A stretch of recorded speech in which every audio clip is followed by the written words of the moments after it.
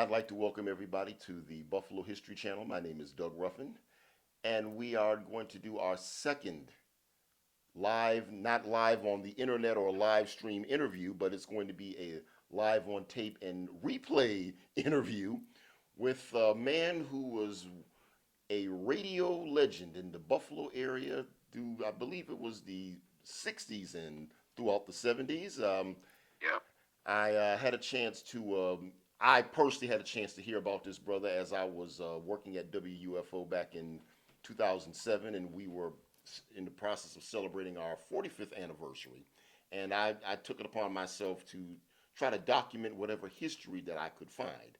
And I came across a number of great personalities that have come through the doors at WUFO over the years, and had a chance to connect with this gentleman on Facebook, as he was one of the great legends of WUFO, and we are so glad to have him on our broadcast tonight right here on the Buffalo History Channel. So I'd like to give a big Buffalo History Channel welcome to the one and only, the legendary, the Double D, Dewayne Donovan. Double D, welcome to the show. How you doing, Doug? Oh, great to have you here, man. How you been? I'm doing great, man. Can't complain. So where are you located at You now? say you say you say gentleman. I was like, whoa, what are you talking about?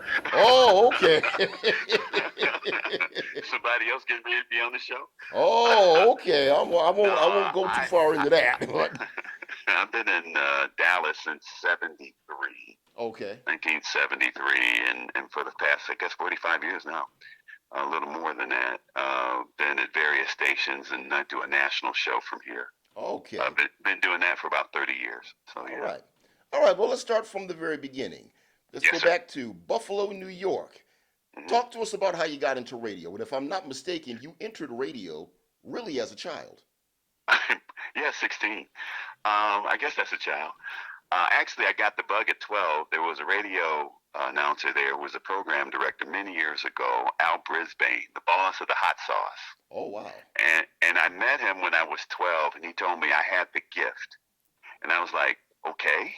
And he said, you should really seriously think about radio. And so it changed my life, man.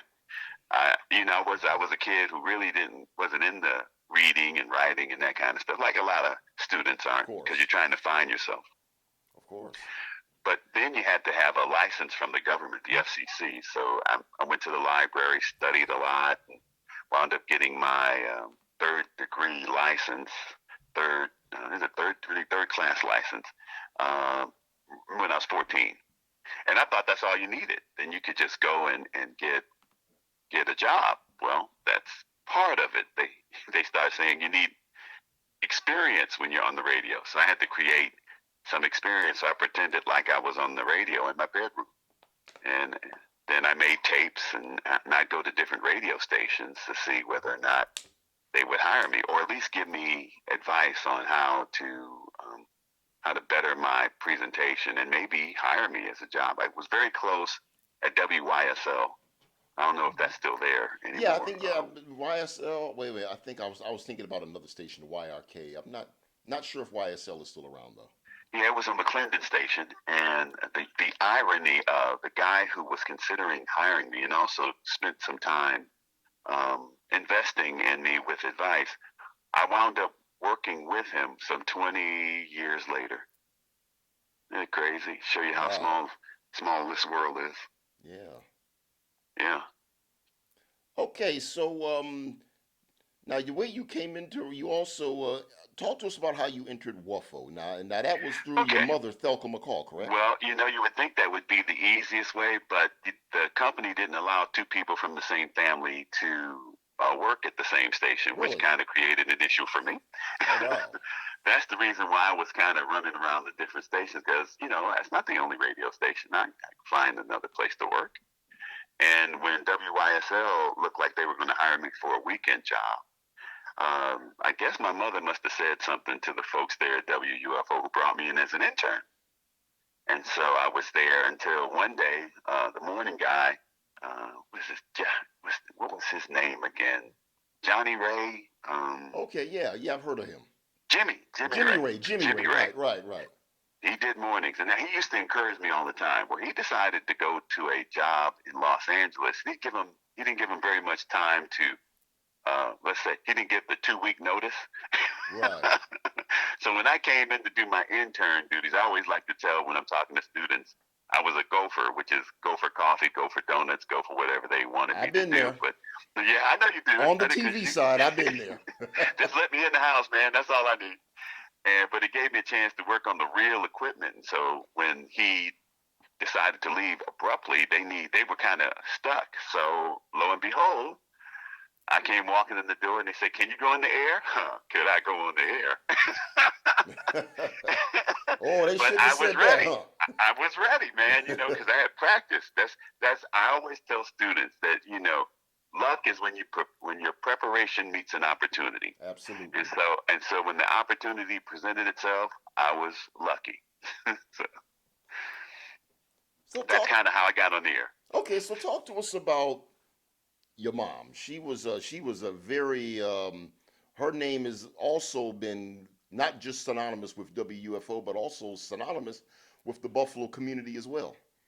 Yeah, my mother helped start the local black newspaper there, the Challenger. Yes. She was a gospel announcer there on Sunday mornings. One of the first black women to get on the air in New York State, if I'm not mistaken, if not the first. Okay. She was instrumental when the riots broke out with Martin Luther King Jr.'s assassination, Oh, where she okay. stayed on the air 3 days to kind of keep, bringing in community leaders and trying to keep the city from becoming a powder keg. And I wanna ask you about that a minute because I know yeah, that Buffalo itself had there was that the King riot, but there was also the 1967 Buffalo riot that took right. place a year before. Do you know what Buff? Can you talk about, if you're able to, about what Buffalo's role was during those events? Well, we're a daytime station Right. then, so that limited your outreach, but we were the Yes. heart of the community. WUFO have always had that kind of reputation from the very beginning, even when Eddie O.J. and a host of others were launching that there in the Big Nickel. Um, I think radio always has played a role in helping inform the community. Sometimes we forget how intimate the communication vehicle is. And WUFO, as you know, like most radio stations back then, were very much a part of the community. So at least we had a little bit of, well, I say we, I guess I still feel that way because I'm a family member of the WUFO community. Um, did what we needed to do in order to make sure that not only was the community safe, but we were heard. Because that's important too. That was really the main reason why those riots in any place would break out, is because it's a community that hasn't been heard. So that's the great thing about local radio. Always Oh, has been. okay. Can you talk more about what your mother's contribution to WUFO was? The being a gospel announcer. Yes. Yeah, well, she plugged into the church community. Everybody knew her, and the one thing about in the black community, the church is the community. I mean, especially back then, everybody went to church. When you were trying to accomplish, you're trying to get somebody elected, or Of course. you wanted to change some sort of law there, it would be one of the pastors. It would be the pastors coalition that would be the strongest voice there in the city. And that's why I think the last time I was home there in the Cold Spring area, a lot of those streets are named after those pastors Hmm. who invested in Buffalo. So that just goes to show you they thought about them that much that they named streets after them after they died. So that'll give you an idea. Right. Now I remember being at your mom's house because I actually did do an interview with your mother, Oh, great. and I remember she sent me down to her basement, and she had this huge setup down there. I'll never forget. I guess she had a salon. She used to have like a Yep, salon down there, and it there sure were did. photographs all over the wall. Found a few photographs of you as well. Yeah, probably that one with James Brown. I wish I could have back. I was 12 years old. We met him at the Jet, and my mother sat me right next to him because she was the community leader to do the introduction to Buffalo with the Godfather. And so she was always, you need to sit in the front seat. It's my mom. Okay. Showbiz mom, I So guess. let's talk about Okay, were you about? I didn't want to cut you off. Hmm. Okay, Go ahead. let's talk about your time as a jock, as the double D The Double D, at yes. WUFO. What was it like being a jock on WUFO? It was wonderful. I think my timing was perfect because Chuck E. T. was there when I was Okay. there, and Al Parker, I think, was doing mornings Oh, when I Parker. did afternoons, and then I Mm-hmm. did mornings for a little while when I graduated out of high school. I did the afternoon show until I graduated, and thank God for South Park High, who allowed me to get out of school because I started at 3. I was being bussed in from South Park.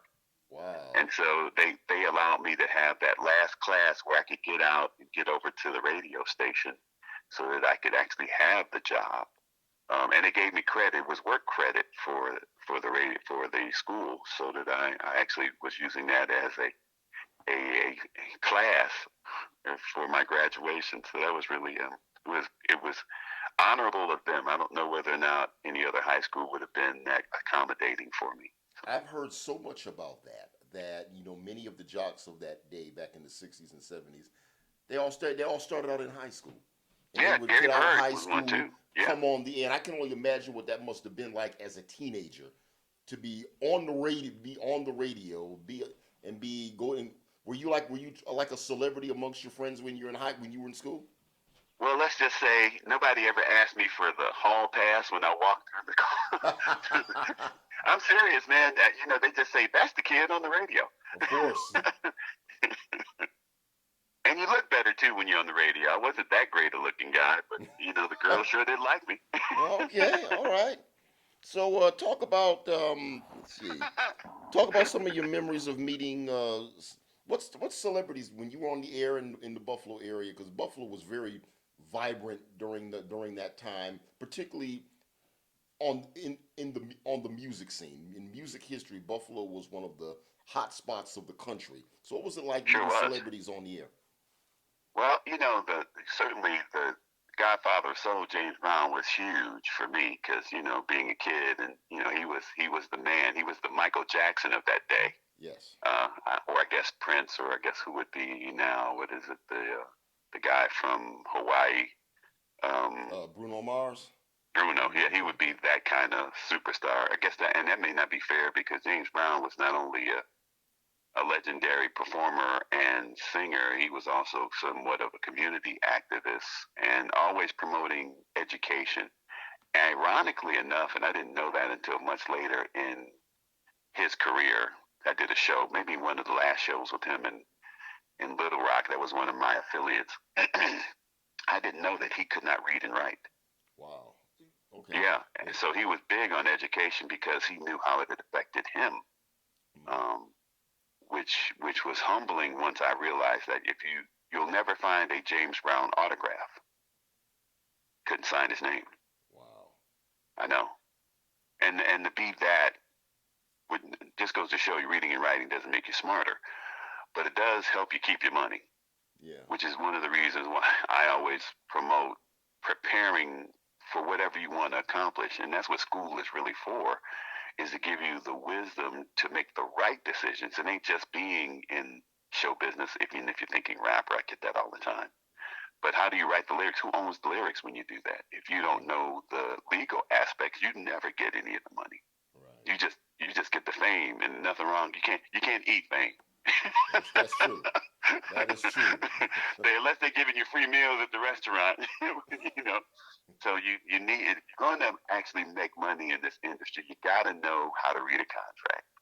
Oh, You got to absolutely. know how to do copyrights, and you got to know what are those other legal aspects that will allow you to make your money grow. So it's just small things that I wish um, they would have a class in a college or a high school that they were teaching that, since everybody wants to be in show business or an athlete. Hey, by the way, same things for being an athlete. Hmm.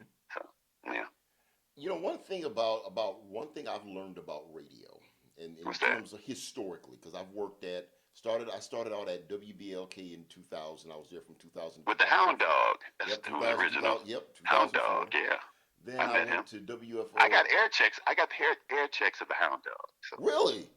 I Okay. do, man. I told you I had all those air Yeah, man, checks, I'd and like then to hear some of I'm those, a brother. Now I I'm a remember. radio junkie. Oh, okay.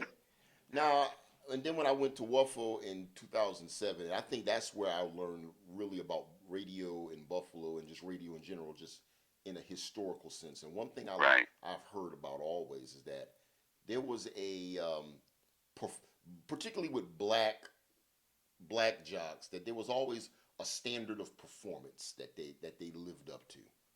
And I mean, I mean, back in those days, you really had to come with your A game. I remember they used to tell me stories about if a person was on the air and they wasn't really delivering, the PD would come in and just tell them, take off your headphones and come on. They would pull them out of the studio right then and there.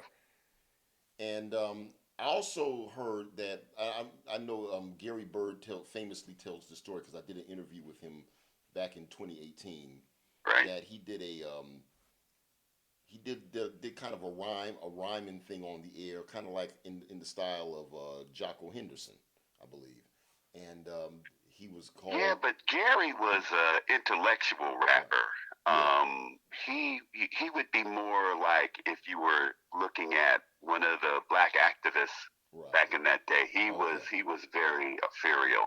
Yeah. Um, when he presented his stuff, especially in New Hmm. York. Hmm. We talked recently about that, how, Okay. because most of the time the overnight show can be a little different anyway. Right. But he took it to a whole nother level. Yeah. He did it to where he created different art forms. Right. People actually thought they thought they were rap records. They would go to the store and ask for, the tale of W.E.D. Du Bois, or because Right. he did, like I said, Yeah. very, very deep stuff. Oh And yeah. being in New York, man, golly, they never sleep anyway, so it Yeah, was there was perfect for him. the Yeah. Crown, Every Brother Ain't a Brothers. Yeah, Oh yeah, he's see, done that's some it, man. You know timeless where it classics. is. And I remember he was called into. Because I also remember that he said he was called into the station manager's office, and that said if you ever do that again, you'll be fired from the station. So I guess apparently was what he was telling me. They were trying to kind of, because the jocks at that time were like becoming, particularly the black jocks, they were becoming superstars in their own right, to the point where they were becoming bigger than the station. And I Well, yeah. depending on the personality, you will always.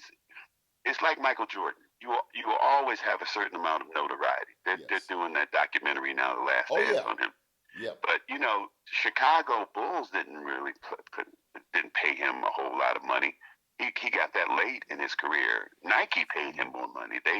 He made more of his money outside, so that's how big the image was. Matter of fact, he's still selling sneakers, and he ain't Oh played in yeah. a decade. Hmm. So so that just goes to show you, when you plan your work and you work your plan, how that works. Okay. Now I know in Buffalo, being a jock in Buffalo, we also, and because even I myself was the same way. Um, Many of the jocks were involved in the community, the Buffalo community. So You could you have to be.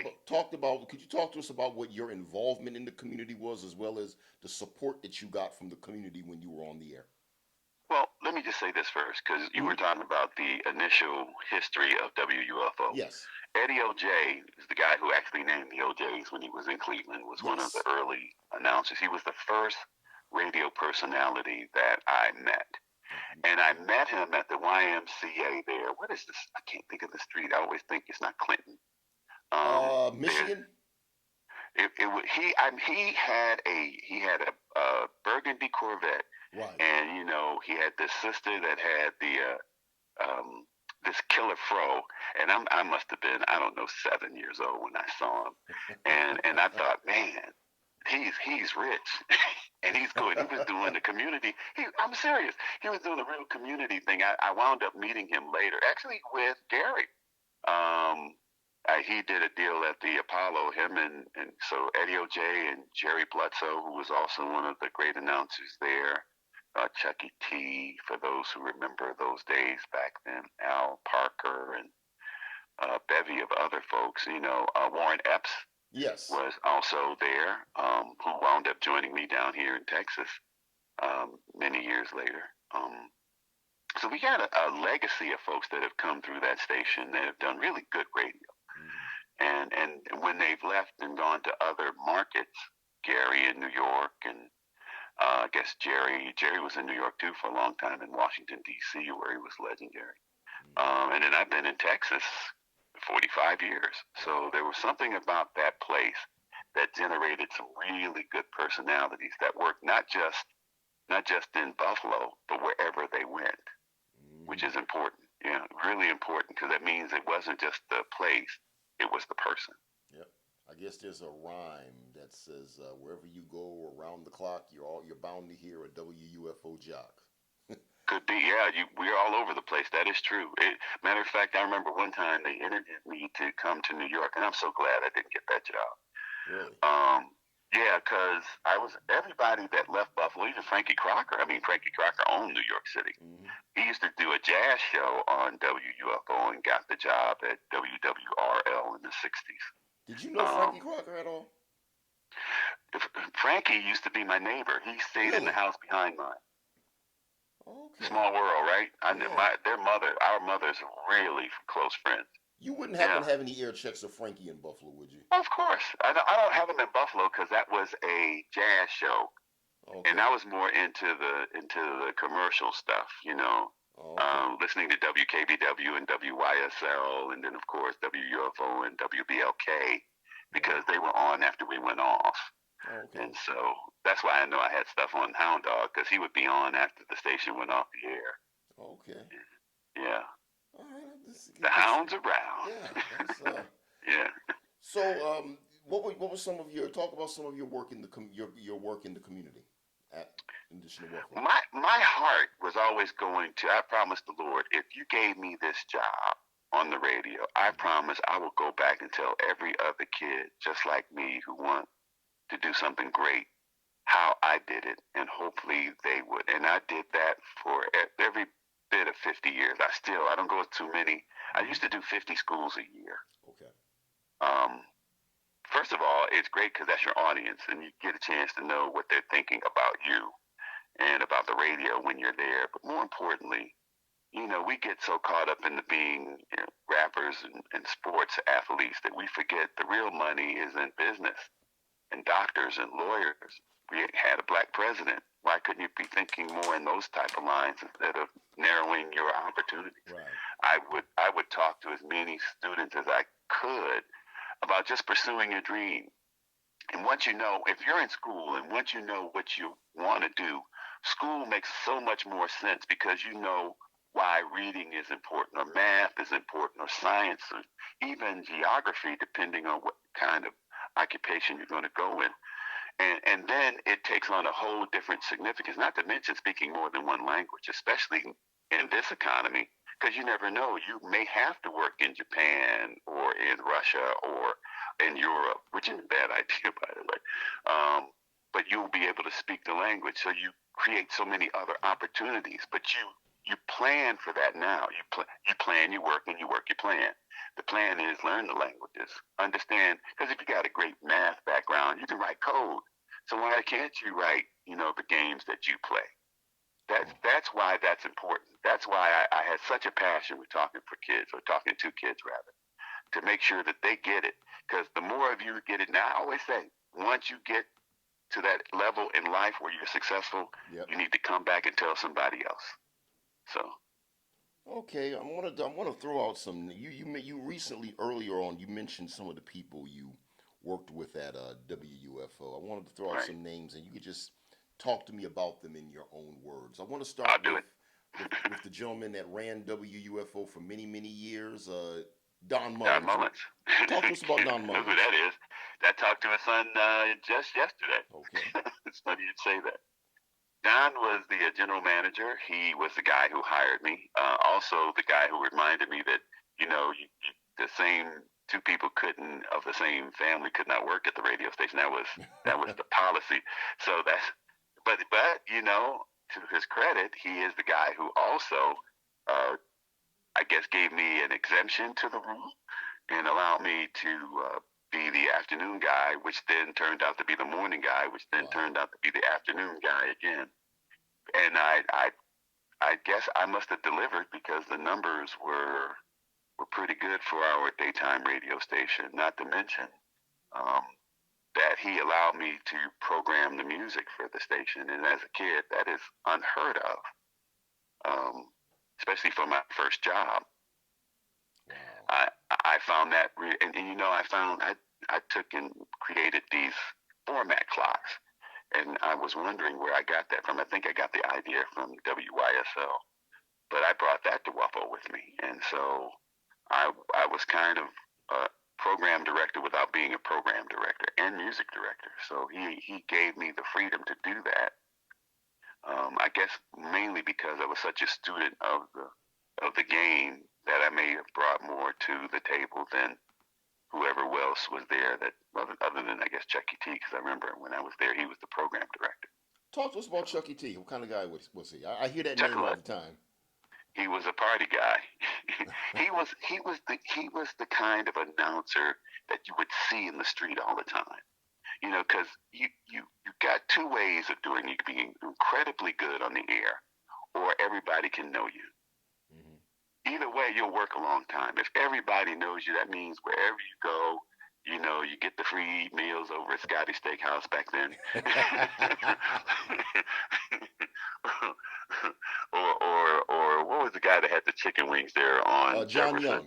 John Young's Wings and Things. That's yep. right. Another one, the original chicken wing creator. Yes, sir. By the way. Yeah, by the way. But you were acknowledged. You were part of the community. You were like one of the pastors that we were just talking about earlier. Mm-hmm. Speaking of that, speaking of pastors and the religious part, talk to us about the gentleman that was that played a lot of, that was part of the gospel sector of WFO, Brother Ted. What can you tell me about Ted? Yeah. What can you tell me about Brother Ted? He and my mom worked together. You know, the funny thing about Watch, because I got a chance to be a part of the gospel thing only because of my mom and Brother Ted, is that you get a chance to see how the gospel community responds to their music. It's a whole lot different than the R&B side, because they would always be playing churches. And so I met James Cleveland and Shirley Caesar back then, mm-hmm. as a mere wisp of a lad, wow. as they would come do and do shows. It was, first of all, it's a ministry. It's also a business because they were serious about getting their money. Yeah, they still I remember that too, because sometimes they got there and they wasn't getting their money. They were not happy. Yeah, I don't think Jesus was in the mix.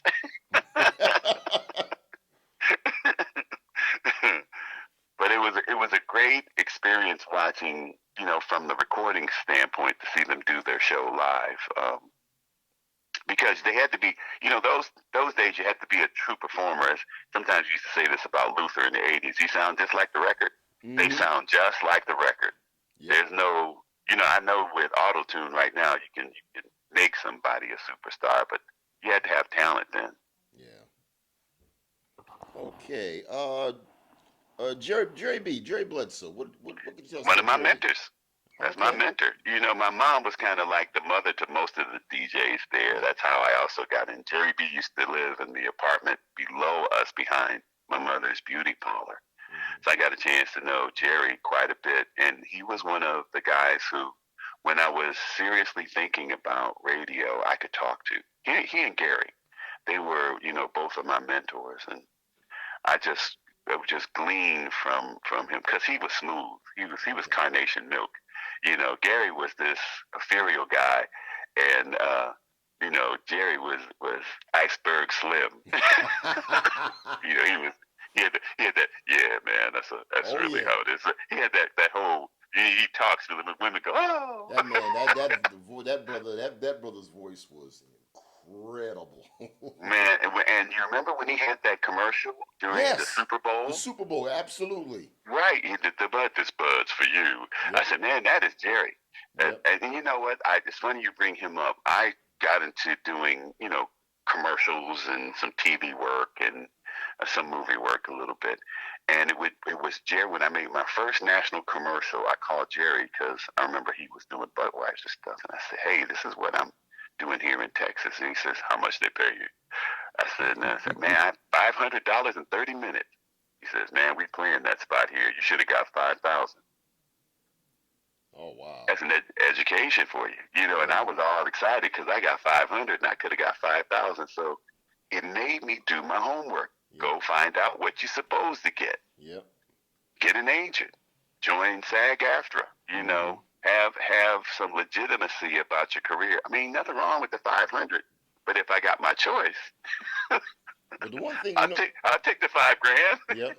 You know, the one thing I was, you know, as I did my research on a lot of y'all at WUFO, I mean, one thing that I was always envious of y'all about was the fact that y'all, that must, I'm just thinking of how, what a great era that had to have been on the radio and to interact. I mean, the celebrities that you interacted with at that time, I mean, today these people were just, these are some of the greatest legends of our time. Right. And you all just sat right across from them, interacted with them, chopped it up, had conversations with them, hung out with them. I was going to say, partied with them. Partied with them. It's like, wow. Yeah. It was the golden age of radio. Yes, and I so admire those days because having gone through, like, I'm over 50 years now in this business. Wow. And if you would have told me that originally, I would have never believed you. I thought that I was going to become a teacher. Oh, really? Because, when I went to Buff State, I would tutor. I went there for broadcast, oral interpretation and broadcast journalism.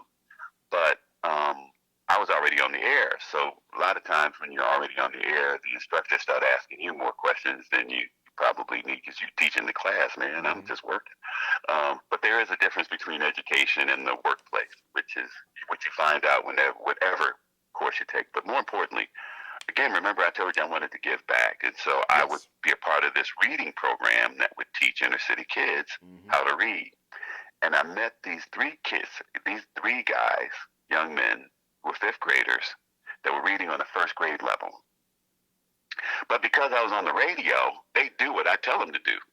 I tell them to do these exercises. They were just so man. That's right. They're so excited to do. Yeah. I got the double D as my teacher, and they would do the assignments, and literally in a semester, one half a year maybe, they went from a first grade level to a sixth grade level, and it reminded me that it's not them that were slow. Whatever the teaching methods were, it didn't reach the students, which is the other reason why I was determined to never allow myself to be so successful that I can't go back and remind students that, this really is your future. It's not mine. My deal is pretty much done, but the future is yours. Absolutely. So go get it. Go get it, man. Go get it. Now, even when I talk to you, I say, hey, man, I love it when you come up with these great ideas. Yep. Because we need to keep the legacy going. Absolutely. We really do. Really do. Okay. Now, I would be remiss if I did not, I want to give you a taste of what I've produced on you. Let me, because I had to, as you were talking, I had to set it up. Let me just bring everything over here. Bring the mic and everything over here to the laptop. Okay, I've queued up your one of your ear checks, which back in the day.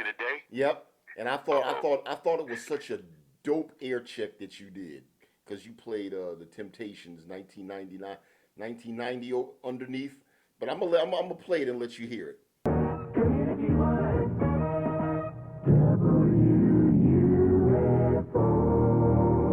And it all began with 40 acres and a mule, and a desire for one whose personal branch on the tree of life struggled to protect itself from the dangerous branches of lust and greed. But nothing good is simple, as yesterday's windmills turned into today's skyscrapers and farms to parking lots. Mind power brought a turnaround of awareness. Anger and revenge increased as time ran out, putting politicians and hustlers in the same bag. Backstabbing, scrapping, but never rapping. The message cried, let's live, and let's love. Get up against the wall. Temptations and 1990, brand new from the Soul Super Survey. You can take some, and you can leave some, and it's still a hard way to go. And there's still those men who've done their best they can. They've never wanted it at all. We won all the battles. But so often, like their greedy lovers, skeptics took their kindness for weakness. Now, skeptics, be aware. There's always a lull before the storm. It's time for the big payback and... Getting ready to talk about the ghetto right from here. It's hard, but it's fair. Because now is the time for you to shoot the best shot. The Double D Show says the ghetto is a mother. Load at 4:30 from your cooker.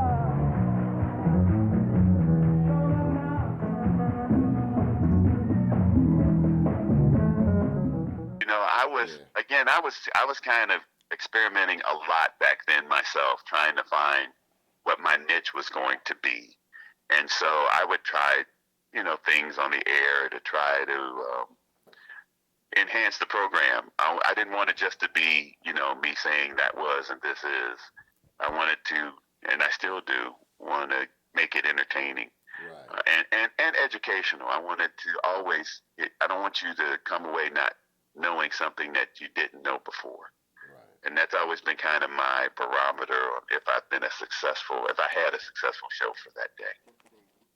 Okay.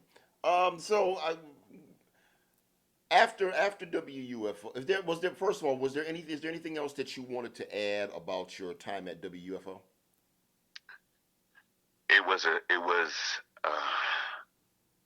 It couldn't have been any better. I think that as a kid growing up, listening to the radio station and listening to so many unbelievable radio personalities, as you know, who went on to accomplish great things, that I would never dream that my name would be associated with them. And so that is more than anything else. I'm humbled by that. As I mentioned before, Frankie Crocker, actually when I was a kid, Frankie used to work at the drugstore that was at the corner. Really? He was my neighbor. He was behind the house. And we talked. And so when I went to New York, I was like, man, who would have ever guessed that this guy who lived in the house behind mine would be this superstar in New York City, and that I would be in the same business, because I had no desire to be in radio at the time. I was going to be a lawyer. Wow. Yeah, but Al Brisbane changed that. He changed the direction of my life, and you just never know. And I wasn't even supposed to come to Dallas originally. The job offer was in Atlanta. And really? I just think, thanks to Jay DuBard, who worked at our station for a little while at WBLK, he said, hey, man, why don't you send the tape to Dallas? And so I did. And the guy from Dallas, Chuck Smith, called me. First, I called him to say, if you listen to my air check, I would appreciate it. Because he said, I have no job on. I said, okay, that's fine. But would you critique it for me to give me an opinion on, what I need to work on? Mm-hmm. And so the next day he calls me back. He says, what's the temperature in Buffalo? 29 degrees. Yeah, 75 degrees here in Dallas. Oh, wow. Did you used to do news on WFO? Yeah, well, when I sent the tape, okay. He knew I was on WUFO. Okay. Because, here's the wonderful thing about that. I sent out 5 air checks. Atlanta, it was Atlanta, Houston, Dallas, San Diego, and California, LA. Mm-hmm. I got 3 job offers: Atlanta, Houston, and Dallas. And Dallas paid me $25 more. Plus, when we prayed, me and my mom and my sister, we felt that Dallas was the way to go. Mm-hmm. And sure enough, it was, because I didn't have any idea. Because when I came to Dallas, I was going to do 4 years and then go to Los Angeles, because of all of the things I wanted to accomplish. I wanted to be bigger in the entertainment industry, not knowing that when I came to Dallas, I'd get a national TV show. I'd be an international radio personality. Yeah, I did it was called the R&B Express. I'm one of the first video jocks, because it was before MTV. Mm-hmm. And it actually aired in Buffalo, New York. Okay. I came home once to visit the family, and my cousin dressed up, and I said, why y'all dressed up? She says, 'cause you're here. I said, girl, you better get a life. but she would watch the TV show there. So she was really impressed. I'm like, you got to be joking.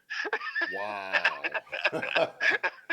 That's love, brother. That is definitely love. Yeah, but it was a popular national show, and then not long after that, MTV came out, and who would have ever guessed I would have been one of the pioneers in that industry, or that one of the early radio personalities for Satellite Music Network, which was the first commercially um, format-driven national network, which then would become ABC radio networks, and now is Westwood One, since they all kind of merged all of that. And working for Disney, who would have, I mean, and I never left Dallas. I've been heard in 174 countries, in all 50 states, and never left Dallas. Wow. Yeah. Wow. God is good, brother. God is good all the time, and all the time Boy, God is good. don't get me going. Absolutely, brother. Well, is there anything else? Is there anything else that you'd like? Well, before I do that, let me just let you know that, in case you didn't know where WFO is right now, we talked earlier off camera. It's no longer at 89 LaSalle. It moved off of there, and we had a farewell party in Wow. 2013.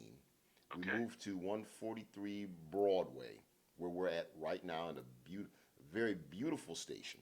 Wow, great. It's overseen by a wonderful woman by the name of Sheila Brown, who's, Oh, yeah, I know Sheila. yes, she's the owner. She's the owner. It's also, Get out of here. Go Yes. ahead, my sister. and also it's not only is it on AM, but it's now on FM. They're also called Power 96.5 FM. So they got a translator? Yes, they do. Amen.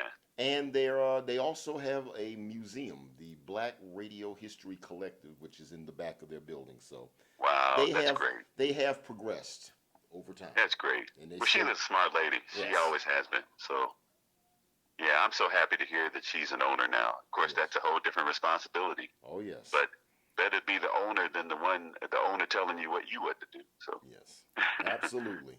yeah. So, is there Yeah. anything else you'd like to say? Anything you'd like to say to the Buffalo area who's watching you right now? Thank you. My history is there. I had a great childhood, certainly great people there. Wish the weather was better. Yeah, you and me both. But, I think sometimes we forget the value of having a good foundation, and that's what Buffalo gave me. And, the people in Buffalo have always been kind. I am planning to be back there in August for my 50th class reunion at South Park. Oh, okay. Yeah, so I'm looking forward to that. But more importantly, I think that, a place like Buffalo gave you the skills to make it any other place. I mean, look at so many people who've come through those hallowed walls of WUFO and WBLK for that matter, who've been very successful in this business. I remember that one time when I was being interviewed to go to work at the station in New York, WWRL, one of the jocks says, "What is it about Buffalo? Do y'all come out of the womb saying, this is the first of 3 in a row?" I never will forget that. Bobby J said that to me, and I didn't wind up getting the job, and thank God in New York, because everybody went to New York. And I said, you know what? I'm gonna try to go west, young man. And boy, did I have a great run here. And I helped some other folks. Don Allen came after that, and Fairly Artists. Yes. Lynn Hayes, who is down here. Danny Harris is also down here. So I kind of I was kind of the Lewis and Clark from Buffalo to make it to head west and bring so many other great Buffalo talent with me. So, yeah. Well, eventually, and then Warren Epps worked here too. So, Yes. Okay.